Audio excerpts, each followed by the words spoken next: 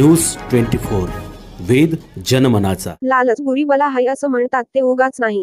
पैशाच्या हव्यासापोटी सख्खा भाऊ पक्का बनला। इतकं काय तर त्याच्या जीवावरही उठल्याची घटना हुपरी इथल्या पंचतारांकित औद्योगिक वसाहतीतील सिल्व्हर झोनमध्ये उघडकीस आली। हुपरीतील 29 वर्षीय ब्रह्मनाथ सुकुमार हालोंडे या तरुण चांदी उद्योजकावर अज्ञातांनी हल्ला करून त्याचा रविवारी निर्घृणपणे खून केला। खुनाच्या घटनेनंतर घराच्या तिजोरीतील 25 किलो चांदी आणि दागिनेही चोरल्याचं उघडकीस आलं। खुनाच्या घटनेमुळे हुपरी परिसरात विशेषतः चांदी व्यावसायिकांमध्ये प्रचंड खळबळ उडाली। या खुनाचा तपास हुपरी, गोकुळ शिरगाव आणि स्थानिक गुन्हे अन्वेषण शाखेच्या पोलिसांनी संयुक्तरित्या सुरू केला। पोलिसांच्या प्रयत्नाला अवघ्या तासाभरातच यश आलं।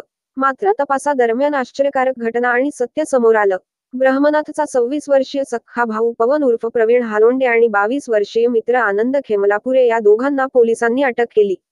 चांदी देवघेव आणि घराच्या वाटणीच्या वादातून मित्र आनंद खेमलापुरेच्या मदतीनं ब्रह्मनाथचा खून केल्याची कबुली पवननं दिली। पवनचा मित्र आनंद खेमलापुरेच्या घरातून चांदी आणि दागिने पोलिसांनी जप्त केले। दरम्यान सख्ख्या भावानंच भावाचा खून केल्याचं स्पष्ट झाल्यानं हुपरी शहरात चर्चा झाली।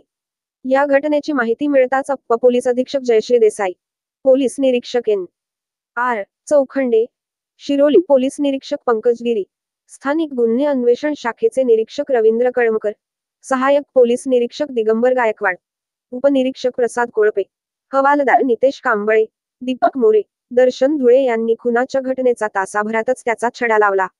चांदी व्यावसायिकांमधून पोलिसांचं अभिनंदन होत आहे।